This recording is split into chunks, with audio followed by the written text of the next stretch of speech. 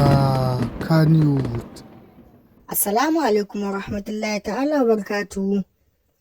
Muna fatan idan wannan ne farkon shigowar ka wannan tasha ta mu zaka danna wani subscribe sannan ka danna mana alamar ƙararrawa kai mana share domin samun sababbin shirye-shiryen mu da zarar mun dora.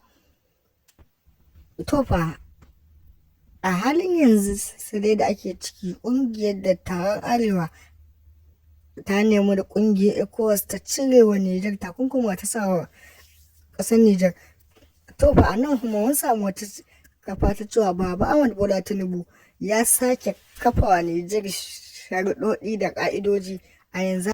Ta kuma wannan ɓangaren tsakanin Najeriya da Nijar sakamakon kulle bodoji da aka yi an yi ittifaƙin za a samu asarorin miliyoyi domin tsakanin Najeriya da Nijar akwai kasuwanci da cinikayya, amma sakamakon wannan juyin mulki da aka yi ya sa an kulle bodoji guda biyu tsakanin Najeriya da Nijar. A sakamakon kulle bodojin da ake tsakanin Najeriya da Nijar an samu asarar miliyan 277. An tafka wannan asara ne saboda ba a cinikayya tsakanin Nijar da Najeriya, bodoji ko ina sun kulle, ba wata hanya za a shiga wannan da Najeriya kaya, kuma su ma Nijar ba wata hanya za a shiga musu da kaya. Yau ne karo na farko da wakiliyar Amerika ta je ƙasar Nijar domin sulhu, domin a sasanta wannan rikici. A takaice dai mai sauraro abin da ake faɗa maka, sojojin Nijar sun ƙi yadda da amincewa, sun ƙi karɓa, ta haka ya haifar da 'yan ƙasa zanga-zanga ta biyu kenan a Nijar. Amma kuma wannan wakiliyar da ta je ƙasar Amerika ta ce har yanzu kofa buɗe take, in suna ganin za a maida wa shugaban ƙasa Bazum mulkinsa, kofa a buɗe take, gwanda su gaggauta, in ba ka ba yanzu ana ƙara samun ci gaba, tashin hankali ya zanga-zanga ne a Nijar koyaushe.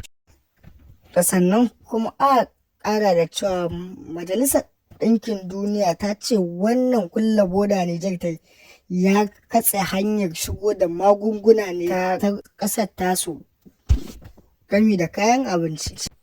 A yayin da sojojin ƙasar Nijar da aka gargaɗi 'yan ƙasar Nijar a cewa za a ƙara shiga watannin matsi da wahala da kunci, kawai dai harkar da ba daɗi dai har yanzu dai a Nijar ɗin ba sauƙi ake samu. Amma kuma ta wani ɓangaren sojojin Nijar ta kasance za su ba wa Nijar kariya ne, amma kuma mulkin dai ba za a miƙa shi ga tsohon shugaban ƙasa Bazum ba. To amma kuma har yanzu dai an ce za a ƙara shiga matsi ne da kuncin rayuwa, talauci a Nijar. Shi yasa har yanzu 'yan Nijar zanga-zanga suke ƙara yi sakamakon wannan furuci ya suka ji. Muna fatan idan wannan ne farkon shigowar ka wannan tasha ta mai cike da ɗimbin albarka, za ka danna wani subscribe sannan ka danna mana alamar ƙararrawa kai mana shiya domin samun sababbin shirye-shiryenmu da zarar mun ɗora. Za ka iya daurewa ka ji labaranmu domin mu labaran masu mahimmanci ne, ba tare da wani waiwai a cikinsu. Wannan zance, duk wani zance da ka ji mun kawo ma nan gaskiya ne, in ka bibiya ma gaskiya ne.